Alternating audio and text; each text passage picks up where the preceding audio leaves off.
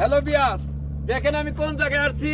আপনাদের বিনোদন বন্ধু ফানি ভিডিওর কান কাটা রহিম বাদাইমা যমুনা নদীতে আসছি। এমন একটা সময় আসছি সূর্য ডুবতাছে, আমি যমুনায় আসে গেছি। দেখছেন কত সুন্দর সুন্দর, এই যে দেখেন নৌকা, দেখছেন এই যে গাড়ে নৌকা বান্ধা, লোক নাই, আমি একাই। মনে হইতাছে এমন একটা জায়গায় আসছি রে ভাই, এত মজা লাগতেছে, ফুর্তির চড়ে খালি নাচার ইচ্ছা করতেছে। হাই রে, ভালো লাগতেছে। আগে যদি জানতাম আরো ভাই আমি 2 দিন আগে আইতাম। আপনারা যারা বেড়ানের আসবেন এই রোজার মধ্যে যদি নাও আসতে পারেন, রোজার পরে এই সমস্ত জায়গায় আসবেন, এই যে বেরিবাদ চারের মধ্যে যমুনা নদীতে, সেই রকম দেখার মতো একটা দৃশ্য রে ভাই। যারা না আইছে তারা কোনদিন বোঝা হবে না। আমি এত পাগল হয়ে গেছি গে, হাইর আনন্দ, মনে হয় যে 6 মাস না খেয়ে থাকলে পারেও এই আনন্দ আর ফুরাবো না।